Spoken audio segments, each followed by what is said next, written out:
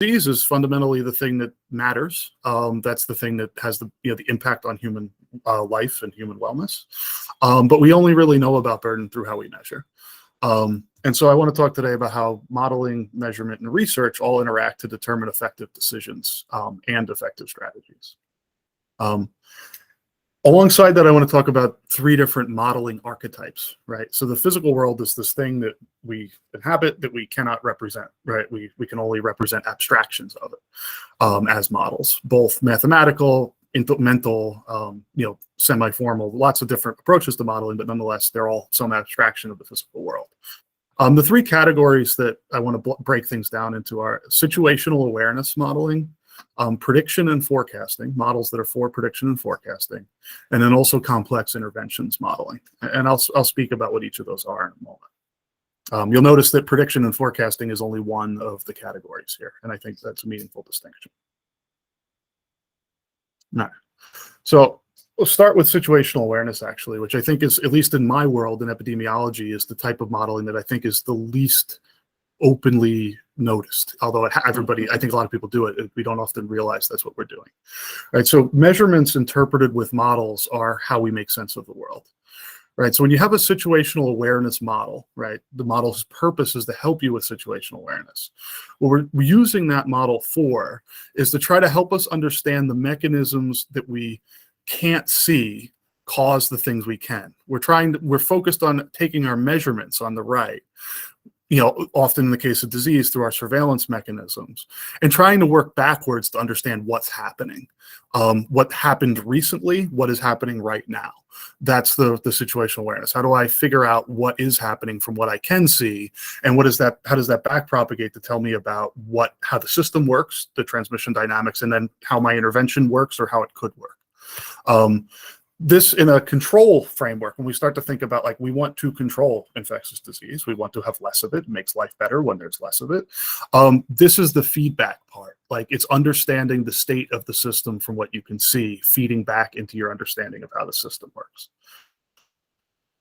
Right. So I call out that prediction modeling is, I think, and forecasting is something that is trying to do something different. Right. So prediction is really important, right? Because as it is predicting something and comparing it to new measurements is the best way to check your understanding. Like, this is one of probably the most rigorous tests we have to, like, do I know how something works? Is, do I think I know how it works? Do I make a prediction I didn't look at before, and do I find out if I get it right or not? In epidemiology, prediction and forecasting tends to focus on two parts, although this is an oversimplification. We tend to focus a lot on the transmission dynamics, the system of biology, sociology, and environment that leads to who gets infected with what. And then also that propagates into what we observe, specifically what is measured, and often can play a role of, like, a forecast error, which helps you understand how good your predictions are, and conversely, working back, how good do you understand how the system works. The ones that have been, gotten a lot of feature in epidemiology, as I started to talk with, were forecasting, taking language from Metaculus, prediction of a modeled future state. That's a type of validation. It's, you think the state, something about the system, and you think you can tell what's going to happen. In epi, frequently this means predicting new measurements of the same kind as went into the model. So in my field, we got a lot of attention for predicting cases from cases, predicting deaths from deaths. And, so it's sort of it's a look ahead prediction, but it's sort of, structurally not necessarily rich. And in fact, often the case in the epi time series forecasting, structurally less rich models actually do a better job of forecasting prediction, although not always. In contrast, there's also structural predictions, which I don't think fall into the classic forecasting framework, but I think are sort of intellectually a similar idea. This is where you're trying to identify features of the system that you didn't use to build the model and check if you get it right. And so this is example here is, let's see if I didn't think of a good one off the top of my head. So for example, if you thought that, if you noticed that people were getting COVID from asymptomatic people, that would make a structural prediction about when viral loads are high, even if you've never measured a viral load, right? You'd say, okay, nobody is sick. I have no idea how they transmitted it, but people are getting it from asymptomatic contacts. So there must be a lot of virus around when nobody has symptoms. So I can predict that that viral loads must be high early in infection when symptoms haven't yet started. That would be a type of structural prediction that many of us made in January 2020 that proved to be correct. And then the consequences of that structural prediction tell you a lot about the system dynamics and what's going to happen with burden and what you're going to see and how you should intervene. And so structural predictions are a very rich tool, and to figure out, like, did you learn something new, and then can you incorporate it, and then to help you unlock a bunch of other things. Also worth mentioning is, in epidemiology, again, my focus, these two sort of categories frequently emphasize different concepts of uncertainty. Forecasting models do a lot of focus on statistical uncertainty, right? Uncertainty due to inherent randomness. This inherent randomness is usually in epidemiology is both sampling noise, how did you measure it, with what statistical process, but also the process noise, like the inherent stochasticity of transmission. And it's actually often useful to try to separate those two things, even if your observations don't allow it, with structure, because they have different consequences when you try to forecast through them. Structural predictions focus on epistemic uncertainty, generally speaking. This is like, again, what do I know about the system, and how do I improve my knowledge of the system by, making strong predictions and testing them.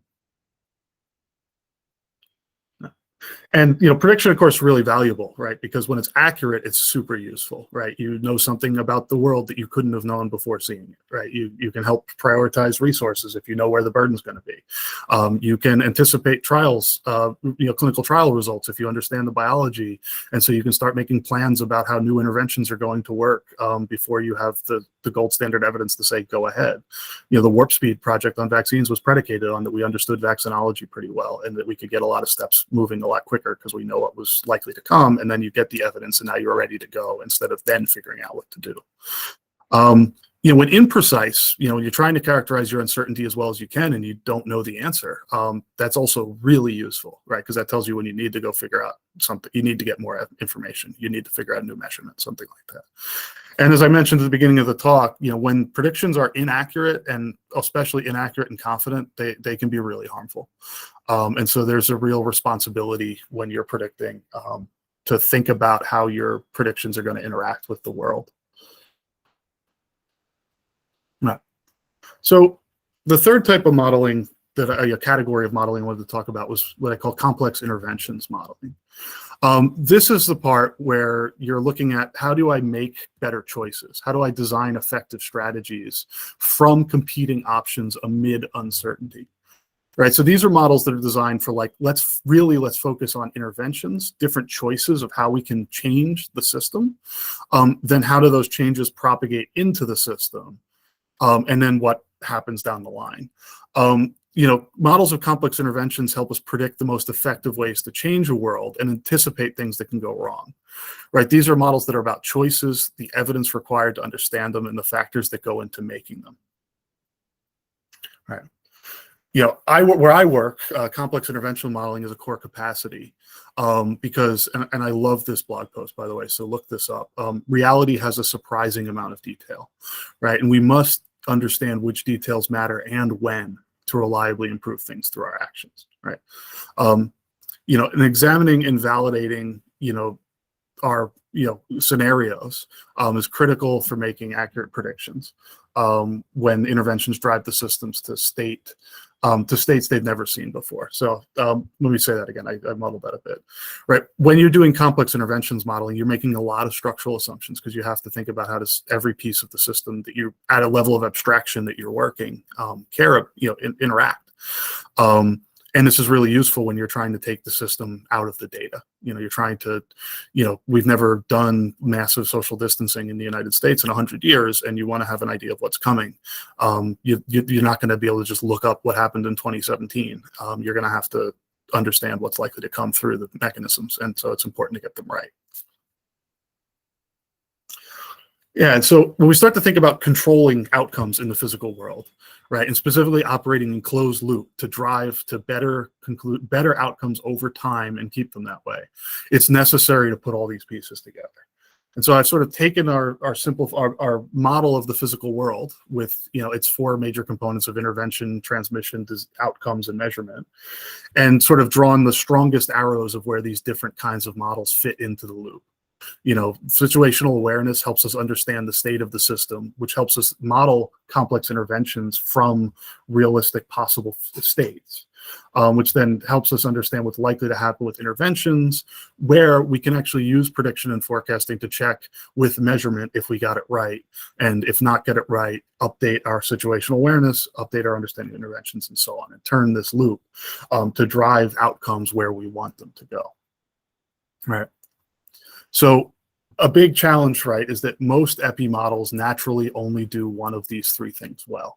I suspect that's much more general because it's a complexity issue, is that most models generally only do one of these three things well, right? It's computationally difficult to use a complex interventions model with a million agents, let's say, doing all sorts of things to do situational awareness, because state inference is brutally difficult. Poor situational awareness feeds into poor interventions, because none of the scenarios you consider reflect reality if you don't really know what's going on. And then conversely, bad predictions, interfere with what you expect to see happen, interfere with the decisions you design, and so on. And we often, trying to use one model to do all three of these things is usually a fool's errand. You end up, sometimes you do it because you have to. You have a question that you need an answer to, and the model you have is this one, so you're going to wrestle with it. But sometimes it's often just hubris. You just don't realize that you're not thinking clearly about what you're trying to accomplish.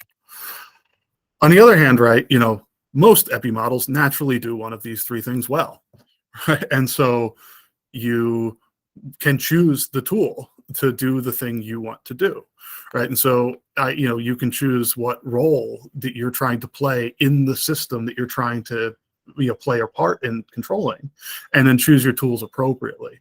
And that becomes a really useful way of interacting with the world, because you have a much better chance of getting things right in a meaningful way when you're focused on specifically what are you trying to accomplish and using tools that are appropriate for that. So maybe one more thing I wanted to add here about this as sort of a framework is I wanted to sort of link back to the way, I'm new to Metaculus. I'm not a power user by any means, but I've been following the community for a little while, and I find it very interesting, this effort to build epistemic infrastructure for decision making in the world. And I wanted to talk a little bit more about, what do I mean by a good controller and a control approach to a problem, as opposed to a prediction or forecasting approach to a problem. And I'll be clear here that I think, as I'm trying to lay out today, a lived experience and an insight from within my field. But as I step into a more general question, I expect this community has quite a bit more wisdom than I do. And so take this as more of a prompt than a marching order. When we think about predictions, one of the classic things is just a log score, log score for a single prediction.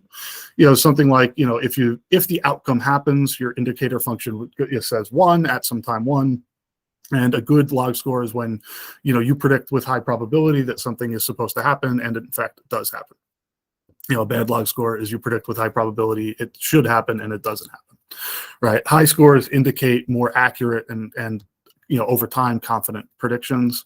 But implicit in trying to maximize your log score is that you're, implicitly assuming that your predictions do not influence the outcome, right? Because if you made a prediction that changed the outcome and then you had a bad match, is that a good thing or not? That might actually have been a really good thing. But so just trying to maximize your accuracy is making an assumption that you're not the one who's influencing the system. And in contrast, for control, and this will be the only other equation in the talk, is you don't have one score. You have what is called in the control theory literature a cost functional, right? You have some total cost, which is something that's integrated over time. It's a function of the state of the system, variables X, the state and choices of the control, variables U. The cost function itself can change over time, independent of how the state of the system and the controller costs change over time.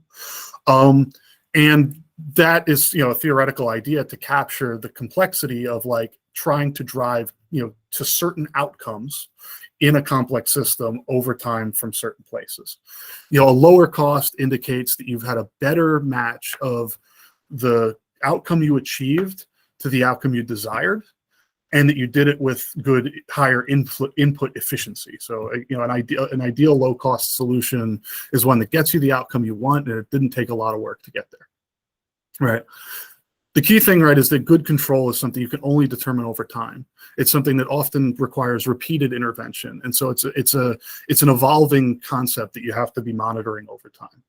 And the key thing is the success measure is that a good control actions increase the probability that preferred scenarios occur, right? So instead of trying to get the probability that things happen well calibrated, you're trying to make good things happen, and it's influencing what is actually happening. And so your measure, you may never really know if your predictions were correct had nothing been done, because you're using your predictions to inform what you should do. And so the evaluation has to be about the accumulation, and not just the individual moments of prediction. So, okay, yeah. So, again, assessing this requires this accumulation of projections, decisions, outcomes, measured outcomes, and feedback.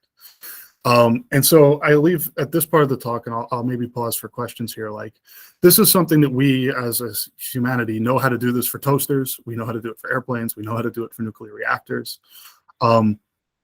I'm not aware of us knowing how to do this systematically for human decision-making systems. And then the rest of the talk, I'll tell you a little bit, some stories about some roles I played in like being a piece of such a human decision-making system.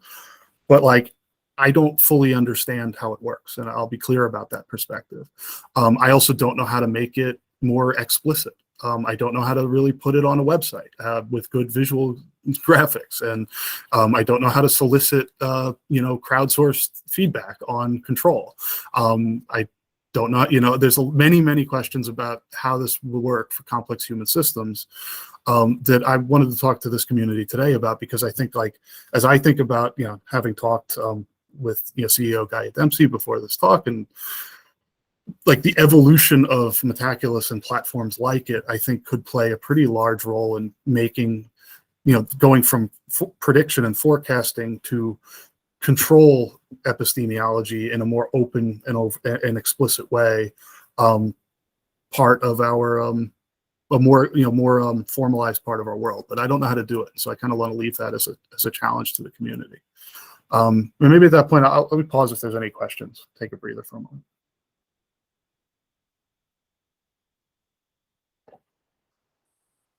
Yeah, and if folks have questions, feel free to just drop them in the chat or raise your hand using the hand raise feature.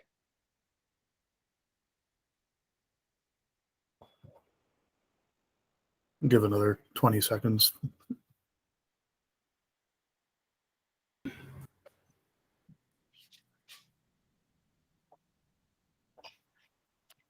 Hey, Mike, this is Gaia, and actually half a dozen other Metaculus team members that are sitting in the same room watching this talk from a Cool. team retreat that we're on right now. This has been just fantastic. Thank you for sharing this.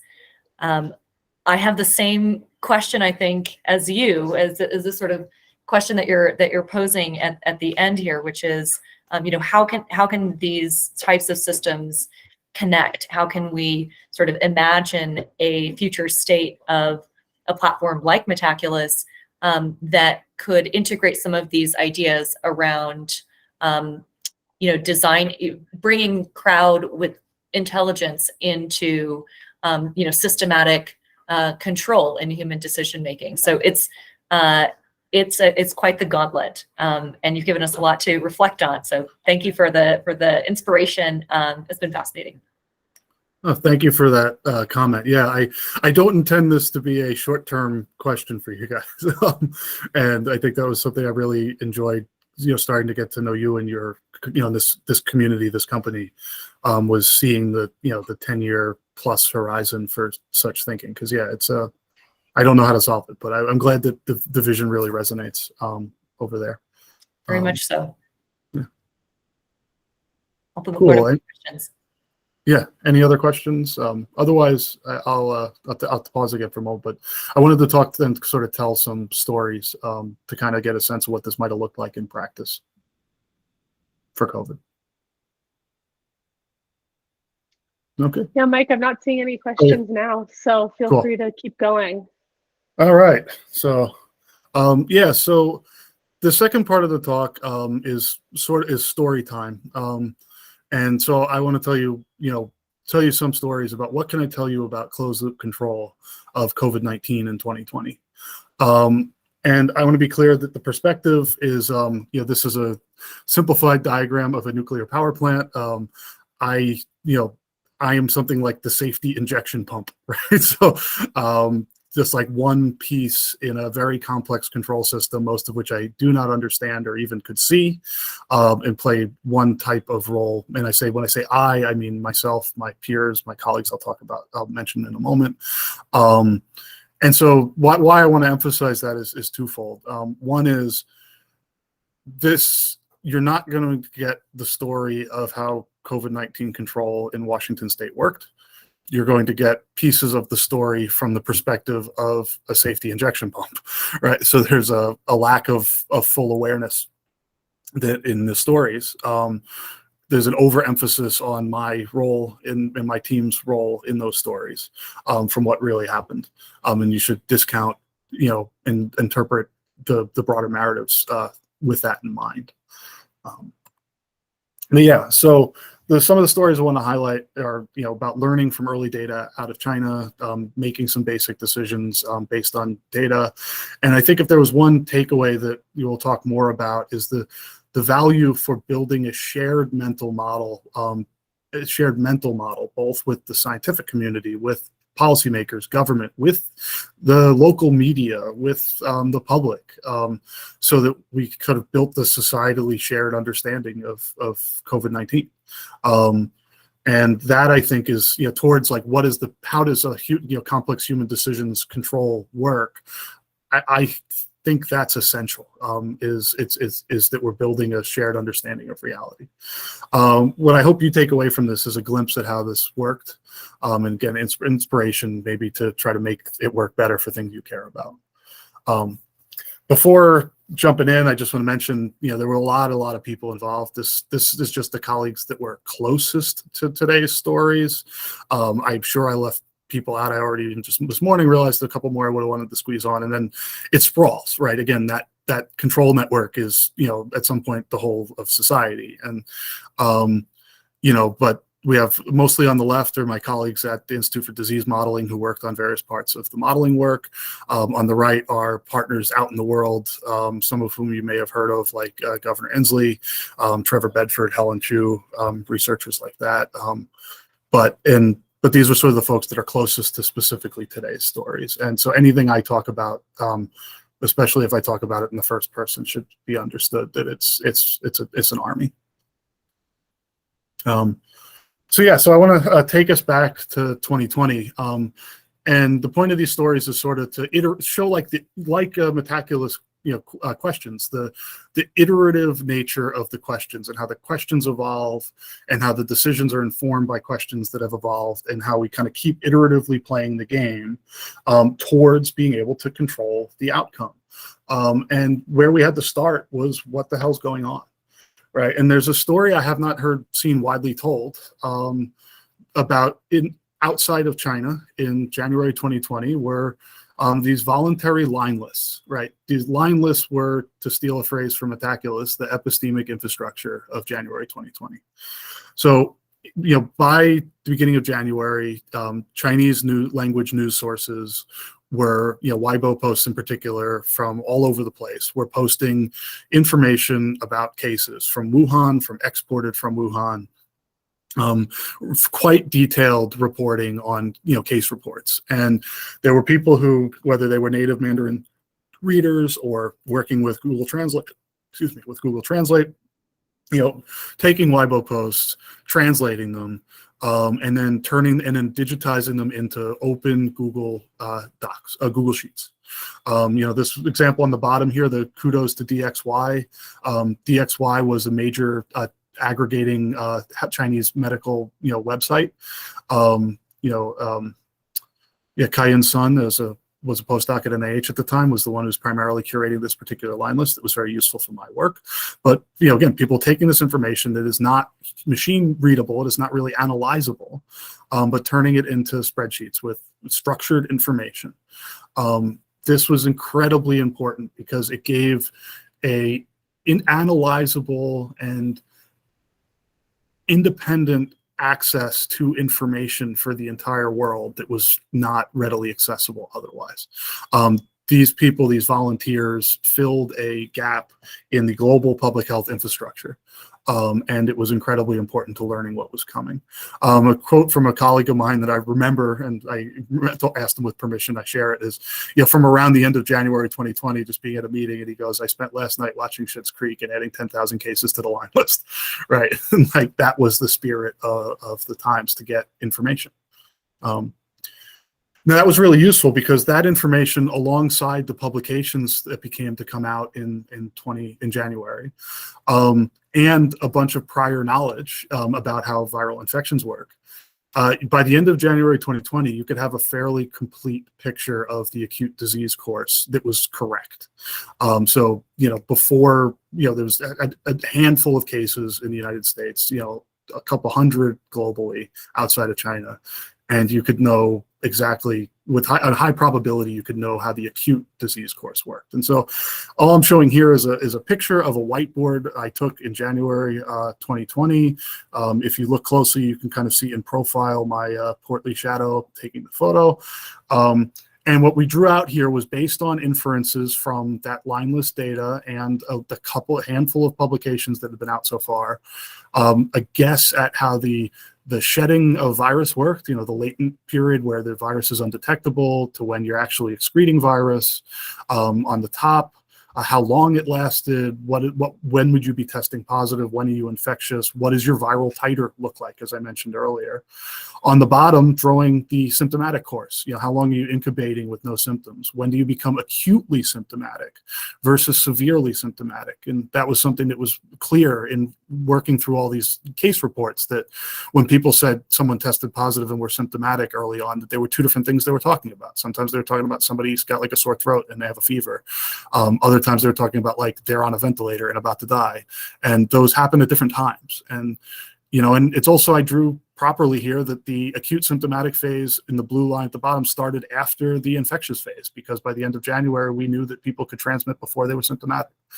There was a lot of noisy debate well into March if that was true or not. And that was in much of the Western world. And that was poorly informed because it was possible to know. And this is one example of many. I have the receipts. So that was really important because then you understand what's coming. The questions then evolved as to what was happening when most of the world had no testing infrastructure and didn't even quite know what they were looking for. And so there was another really cool type of analysis that was happening. And I didn't do any of this, but people in a number of other places did. And I tried to reference some links that you can look up. Really cool, really informative stuff happened from the flight network, right? So the flight network information provided independent confirmation about what was going on in Wuhan. And then also were able to tell us there was a lot of unseen transmission that already happened. So this on the left is a figure I grabbed from a paper out of Imperial College, the MRC Center, where just looking at the prevalence of COVID on airplanes from the Wuhan repatriation flights right after the Wuhan lockdown, we're able to estimate that there was about a 1% prevalence in Wuhan, which was consistent with model-based estimates from modelers in Hong Kong who had access to primary data, and told us that most cases were unreported.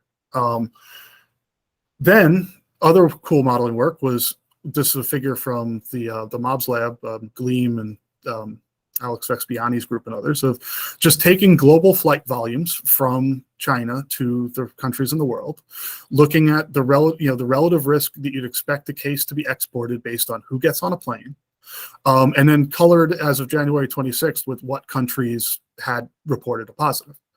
And so what was really useful about watching not just this one figure, but watching this figure evolve every few days over time, was you could see that it was not only was the virus following the flight network, but it was following it roughly in proportion to what you'd expect, right? Countries with more travel links were getting COVID first. And so that's really important because it tells you that this virus is working like a pretty widely transmissible, fairly non-selective virus. It kind of can infect everybody in proportion to how many of them there are. That's not a virus that's restricted to workers in a wet market. That's not a virus that's restricted to especially sick older people. That's a virus that can infect everybody. And the other part is the prevalence being so high, it's getting on airplanes all the time. And something that was hard to quantify but important is, you have a picture that it must be easy for the virus to get around, and it must be hard for people to notice that it's getting around, because these kinds of per population mixing models where you just assume these, a random number of people go this way and a random number of people go that way, and you don't account for any of the demographic or social correlations, none of the employment differences, none of the family relationships. When a model that's that simple works at scale, it's telling you that the virus isn't very sensitive to most of human social structure. And that's very different than something like Ebola, for example. And so that paints a very different picture of what, again, is going to happen globally. And so it's by this point in January, end of January, that it's clear that by far the most likely outcome is a global pandemic. Despite, again, the continued noise into January, into February and March in much of the world that maybe it'll go away, maybe we'll get away, that was implausible. That it was not possible given the evidence we had by late January. And so that then fed into some of the work that I was, closely involved with through the Seattle flu study, which we had in 2018, as a pandemic preparedness exercise.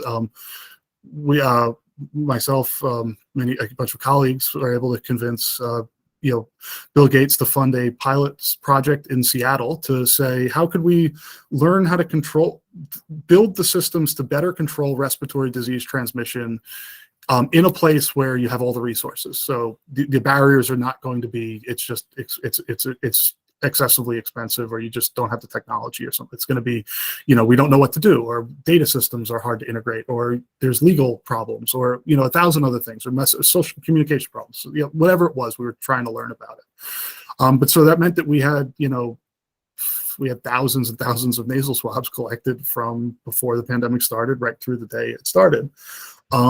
But the way US regulations worked, we weren't permitted to test. The CDC test was the only test that was permitted. And for a few weeks, we sat on that, knowing what I just told you in January, that by February, we knew there had to be transmission in the United States. Of course, we don't know exactly where it is yet. We don't think it's literally everywhere at this point, but we're sitting on a massive, the largest testing infrastructure in the country, and not much to do. Eventually, as more and more time went on, this became untenable, and the group of us that led the project made a decision to use the test that we had bought. We had helped co-design with Thermo Fisher and bought 3 weeks ago, and start testing samples. And that first day, we found the first positive, a kid who was about to go to high school before we called him in the morning. And that was when we knew we had community transmission in Seattle by February 29th, one of the two first documented cases of community transmission in the U.S. That was a hard decision because it was complicated ethically, but it was the right thing to do, and worked out and gave good information. And we knew we were able to make that hard decision because the prior work to understand the situation, made the whole group, our whole research team understood that it's already out of the bag, and the only thing we can do now is start reacting. I should be clear here that talking about all of this talk, I'm speaking as myself as a researcher. I'm not speaking about official positions of the Bill and Melinda Gates Foundation.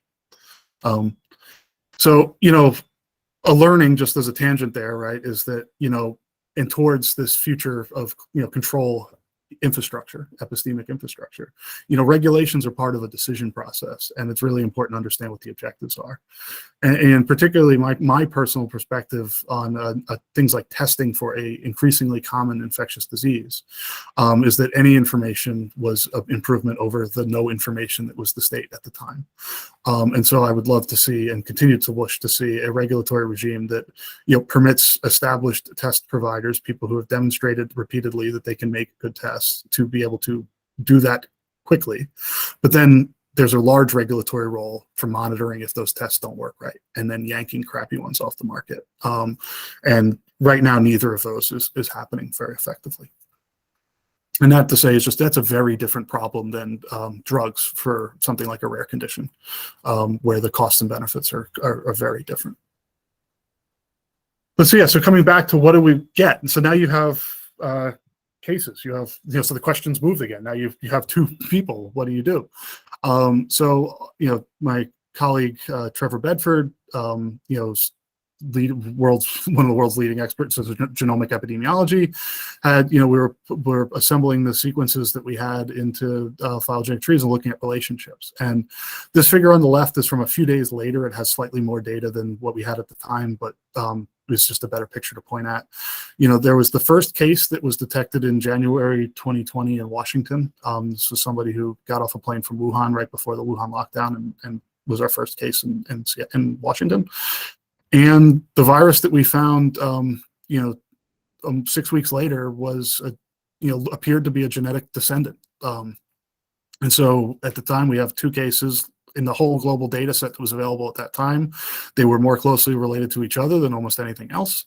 And so it had all signs indicated we had local community transmission for 6 weeks from, if not literally the first patient, somebody else who was on his plane. And of course, at this point in time, we already knew that asymptomatic people could transmit, so it wasn't crazy to think that maybe somebody else had it and never got sick enough to go to the doctor, and or thought they had the flu or whatever, and that was that. But it ran.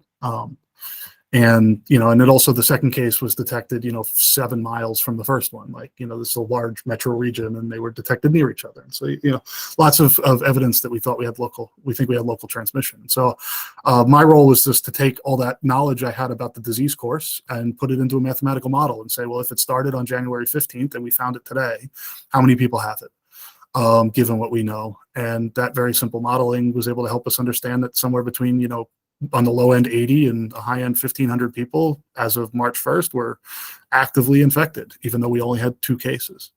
And that made very crystal clear the scope of the problem in a way that had not, at no point, had been illustrated in the US to this point in time. As another interesting tangent here, that was the correct decision at the time, the correct inference. It might actually have been the wrong model. And so it's worth pointing out in the context of decision-making under uncertainty that sometimes that uncertainty is large. In September 2020, Michael Warraby and others, who's another excellent genomic epidemiologist with the benefit now of months more data globally, reanalyzed the emergence events in the US and Europe. And it was in fact quite plausible that the outbreak we saw in Washington, which is this big blue clade at the top of this picture, lots of genetic sequences over time, is actually maybe more closely related to something that was not originally directly from Wuhan, and that we just there was an intermediate step, and that it turned out maybe there was a coincidence when there was not a lot of samples available. And they make a compelling case that this is the case. I'm not 100% convinced, although I lean to think they're probably right. And so we could talk a lot about why I might not be 100% convinced, but nonetheless, it's an example of making the right decision with the wrong model, maybe, and just the expression of uncertainty being such a big part of this. And so, how do I evaluate that prediction? I still think about it. So let's see, being mindful of time. How does this then start to get swept into more and more control? As my story is going from me and a few colleagues are looking at line list data, coming out of China, to my, the project, the large project that I was a co-investigator on has just blown open the evidence for local transmission. And now my institute, we're doing modeling to try to understand what's happening in our region. And then it starts to run into something that becomes part of society, of what society ends up doing. So we had put out a paper on March 10th with the very simplest possible complex scenarios modeling about social distancing. We had a model that only had random connections. We had no social structure in it, but we were able to say, if you can cut connections, you can change the outcome. Given what we've seen so far, if you do nothing, you'll get exponential growth like the blue curve. And if you cut the number of social links in your society by 10, 25, 50, 75%, you get to choose your future adventure. A couple days later, or a day later from publishing that report, all of a sudden on TV, we see the governor standing in front of a printout of our figure. At this point in time, I had never talked to Governor Inslee, but the Department of Health and his office and Jeff Duchin in Seattle King County, who was a colleague of ours from the flu study days, were on the lookout for evidence and information that could help them make decisions. And sure enough, there it was. And this is where things start to, I think, become really interesting for this story. People start using scenarios to help build this shared mental model. What I've grabbed here is just a blog post that somebody, I don't know who it is, wrote, who said, this plot has been stuck in my brain for the last 10 days. And then he started to take the cases data that was being published and start to say, hey, can I look at these scenarios and figure out from what we've seen since, how much social distancing is happening? And he went and did this independently to help build his understanding of how the changes to our businesses and were affecting the outcomes, and came to the conclusion that the moment in time he did this analysis, we probably achieved about a 25% reduction in social distancing. I love this. This was one example of a person out in the world trying to use our work to help build their own understanding.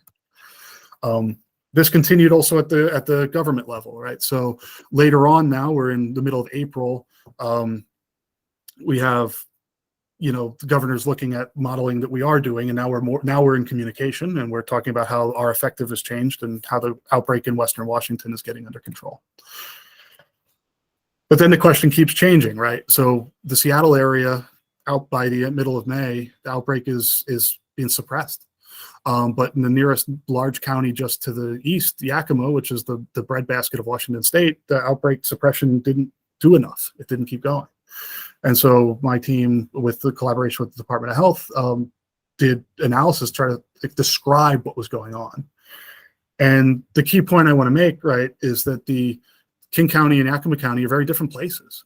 This is an obvious thing to people who live there, but it's important to document and document its influence on disease transmission.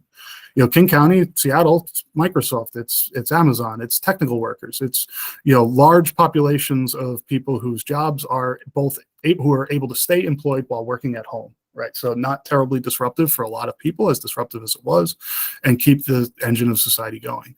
Yakima, lots of people employed in agriculture. All essential workers. They kept working. They didn't go home. And so, stay home measures did everything they could in Yakima, and it wasn't enough. And our modeling played a small role in helping that. Recognize that you couldn't just keep doing the same. You had to do more. And at the same time, in parallel, the conversation on masks had changed, and the effort to mask Yakima had changed.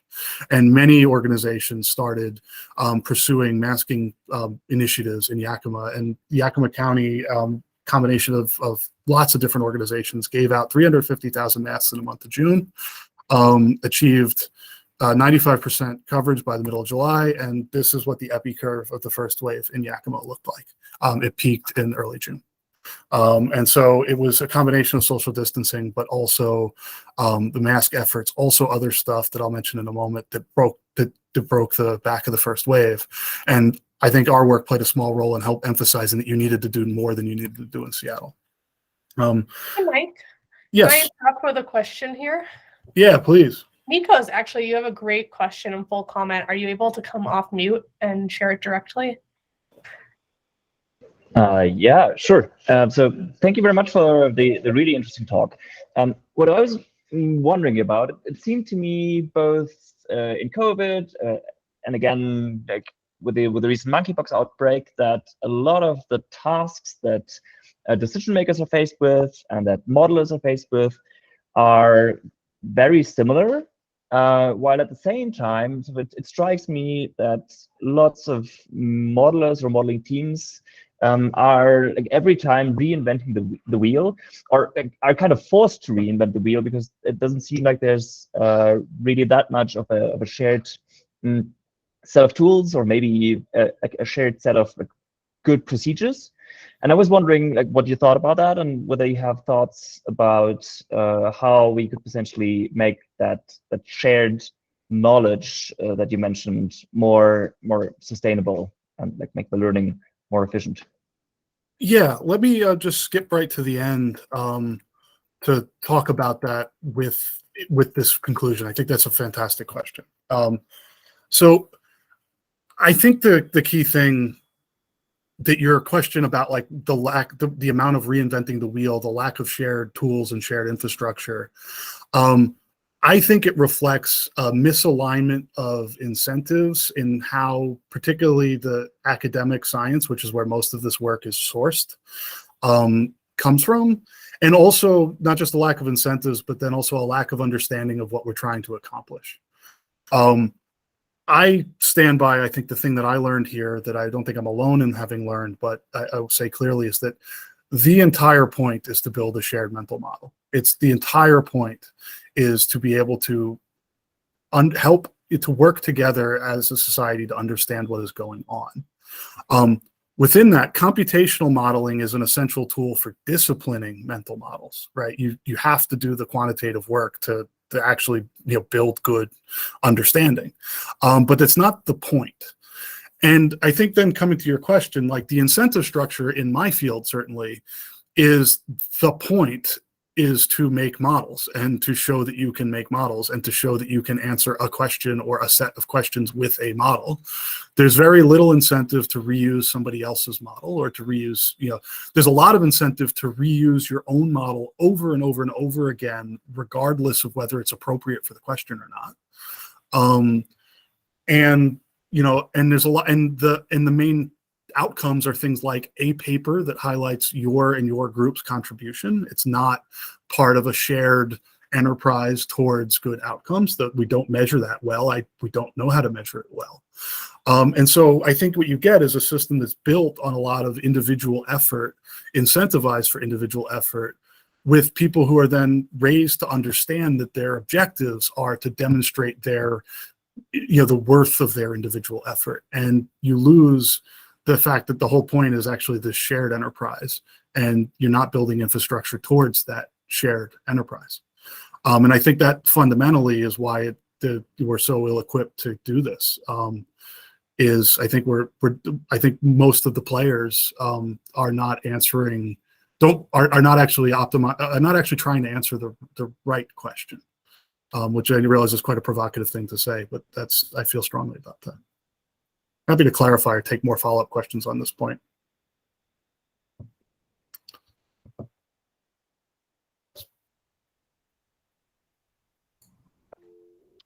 Yeah, Nikos, what's the follow-up on that?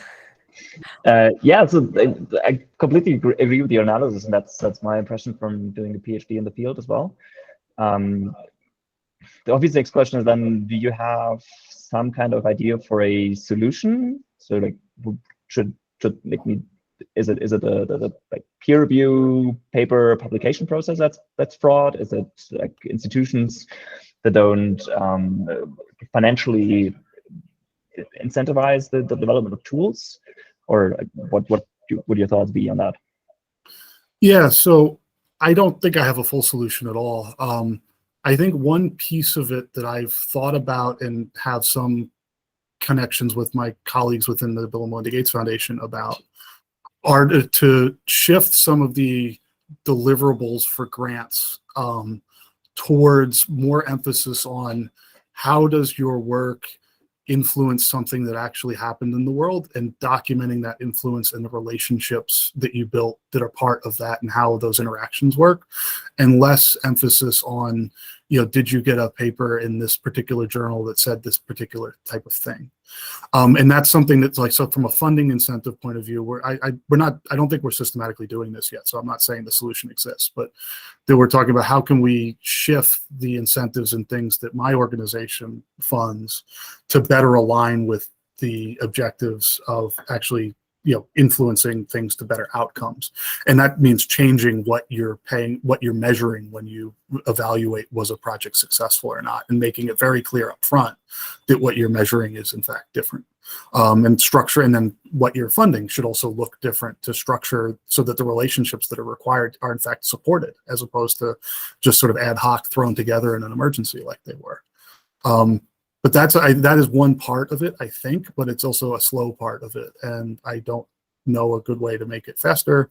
I also don't know a good way to, that's very narrow to the academic and science community part of it. That doesn't address the societal, integration part. We were very lucky in the Washington State work that, Governor Inslee on down was a very, was a information hungry and uncertainty appreciative intellectual framework and decision person and organization. So we had a scientifically literate leadership here, and that was something that I don't know how to incentivize further. Well, thank you, Nikos, for the great question, and Mike for sharing your insights on that, as well as your story in the last year and some of the applied work of modeling and forecasting over the pandemic that we all lived through and have been living through. In the interest of time, I think we're going to cut it off here. I just wanted to thank you again once more. Thank everyone for attending. We will be making the recordings available as well. And we hope to see other folks later this week. Tomorrow we have Peter and Gustavo from the Mentaculous team sharing insights they've found exploring our data set, and Dr. Michael Gilead on Thursday exploring the psychology of forecasting. So really hope to see you all at future talks, and thank you very much, Mike. Yeah, thank you, and look me up, anyone who wants to follow up with anything. I'm happy to take an email. And yeah, thank you all for the opportunity to share this with you today.